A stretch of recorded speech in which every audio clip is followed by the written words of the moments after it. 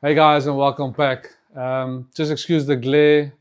I'll try to move around a little bit so the light doesn't affect the camera too much, but I felt like I had to come down to the garage just to show you guys something that I'm currently busy working on, and also a little bit of progress on Dwayne's vehicle. I haven't been uploading videos as much as I wanted to in the last 3 months. I've just been, like I say, busy with customer projects and customer vehicles that I did not have any time. And also Dwayne decided to put the vehicle on a back burner a little bit, waiting on parts, etc., etc. But I did manage to get the vehicle started in the last video. That was about 3 weeks ago, 4 weeks ago. And yeah, like I say, I just want to update you guys on a little bit of progress on his car and something that I'm busy working on. Customer dropped that off in the box. I've already opened it up and I'll show you guys shortly. But back to Dwayne's vehicle, H22 swapped EG, currently on a Fuel Tech 450. I still have to put all the trims and stuff back, steering wheel, etc. I've just been, like I say, super busy. The wiring is still a mess. I need to sort that out, but hopefully soon he will have his vehicle back. I just want to show you guys, where's my torch? I just want to show you guys what I've done to the J-pipe. If you guys have been following the videos, you know the J-pipe was a problem.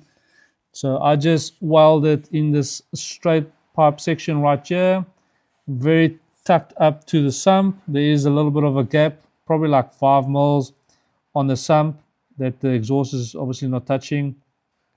And the J-pipe can't go any higher and exhaust can't go lower. As you see, the resonator is already hanging. I have to put a 45-degree angle right there so I can move the flex higher up to the subframe and get the whole or the rest of the exhaust into the tunnel a little bit higher. The front section, if I move, is a little bit lower than the sump, but I don't think that we will scrape. Hopefully we won't be scraping the exhaust or damage the exhaust at the bottom, but we'll sort that out at a later stage. Currently, the only problem that I have with the exhaust as well is that right there's a leak. As you see, that dark section on that back cylinder pipe or header pipe, that is a leak. I know the bolt is missing, but I've removed all that to use this JB Weld, some JB Weld, great for seams, gaps, cracks, and joints. Hopefully this will sort it out. And then just a 10-meter heat trap just to hide my poor welding skills at the bottom. Not that anybody would see it, but the leaks at the bottom, there's no leaks at the bottom, so I'm super happy with that. The vehicle started up in the last video. I'm super happy for Dwayne, and we can actually progress. My vehicle is still standing, the B20 VTEC. I haven't driven this car probably in months. I've just been busy, super busy with customer vehicles and projects, like I say.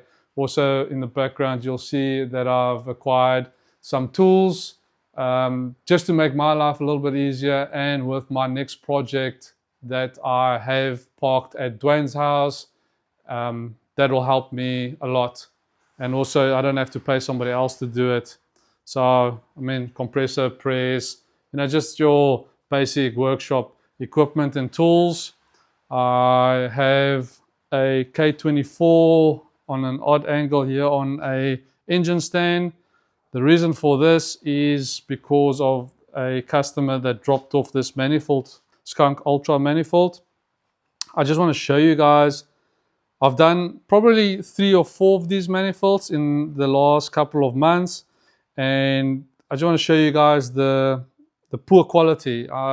And I will get right into that, and I'll show you guys what I'll be fixing and the end product. And for some of the guys that are wanting to buy these manifolds, just be on the lookout.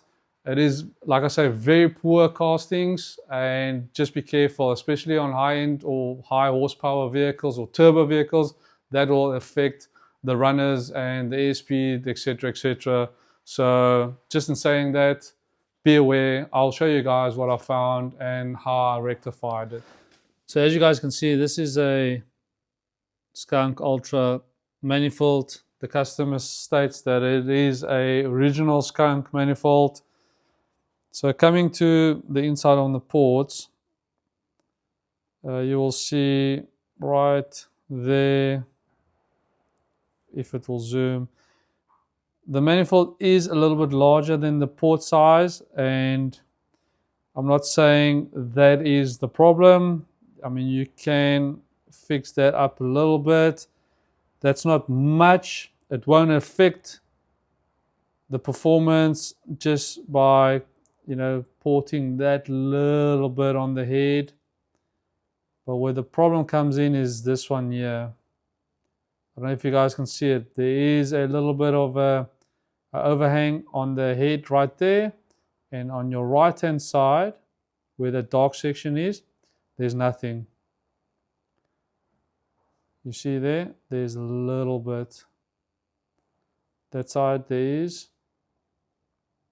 and that side, and that side there isn't. I'll put some arrows there, but I'll show you guys now when I have the manifold off what actually you'll understand better. So let me just take this off. Manifold is off. Oh man, I've got this. I still have this also to do. Let me just get this moved up a little bit.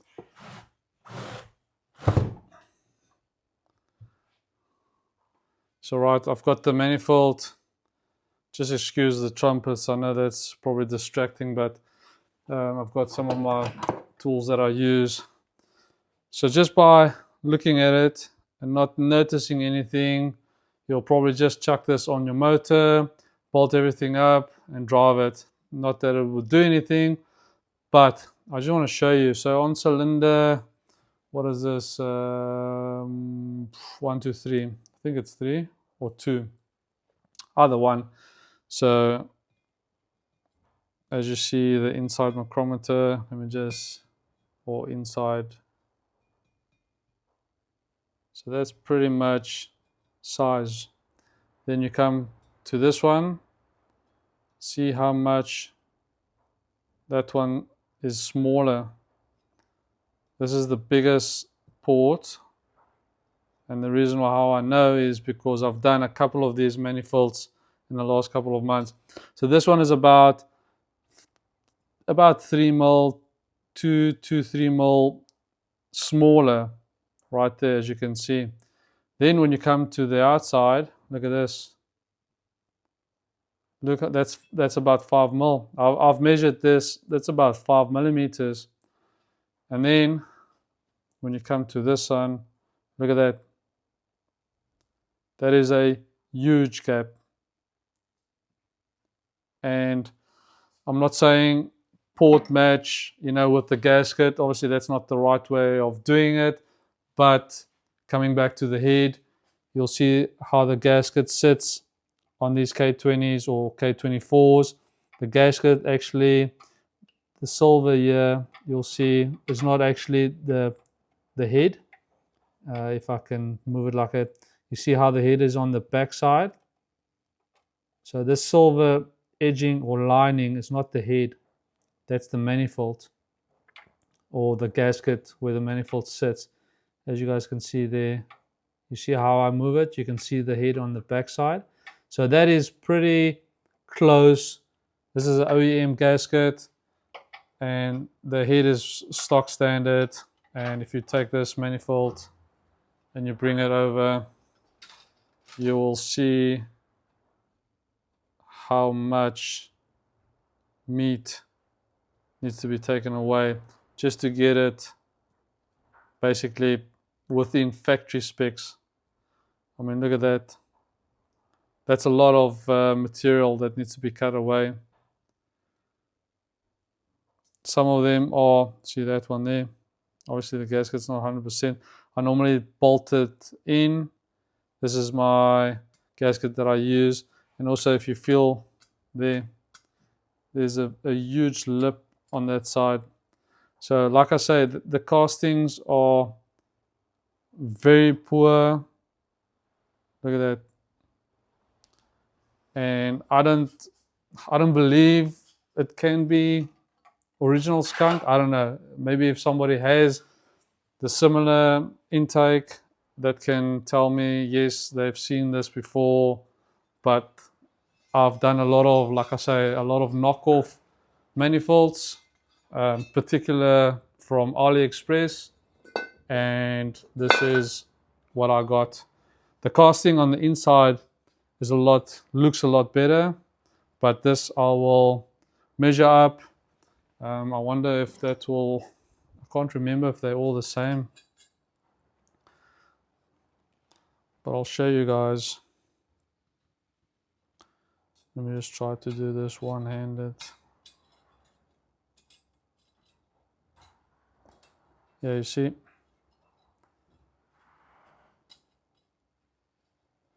That one is fine. That one is fine. This one.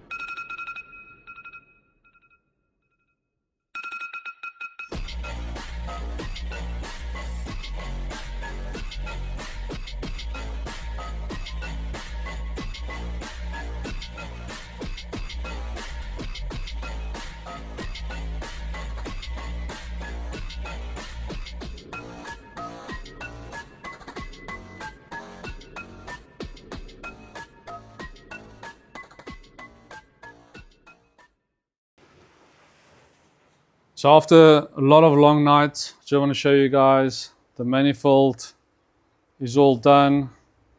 Came out nice. There are some little black spots there at the back. Those are little air pockets of the castings, the poor castings. So as you port, these little chambers open up, and I mean, there's nothing you can do. You can port it till you blue, and then you're probably left with nothing left. The castings are just very, very poor. And these AliExpress manifolds, I don't think it's actually worth it buying it and spending the time and money trying to port it and getting it to the skunk quality. But it's all done. It's a lot better. Remember, this ports, or these ports, are a lot larger than the actual head port. So I just use the gasket to match the contours, or the holes. So that I'm happy with that. These are all 100%, so I'll just port match obviously the manifold to the head, and there is a lot of meat that I can still go onto the head just to port it that little bit around, so that we've got a evenly flow port from inside the runner through to the actual head port. The top side, this came out very nice as well. There you can see some more of those little speckles.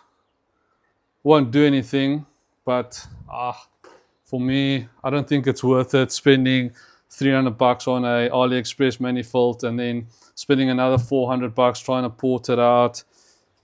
But it came out nice. I'm happy with it.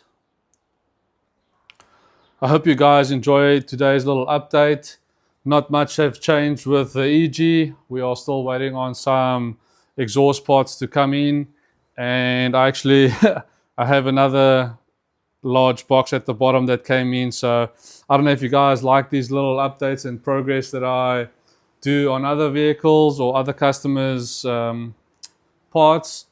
But if so, let me know. Maybe I can make another video on that item that came in. Obviously, it's not a manifold. I won't bore you guys doing the same over and over. But yeah, And then I still have this to tear down as well. Hopefully in the next couple of episodes I can start disassembling this and opening it up. My first K. So happy. In saying that, thanks so much for watching, and I hopefully see you guys on the next one.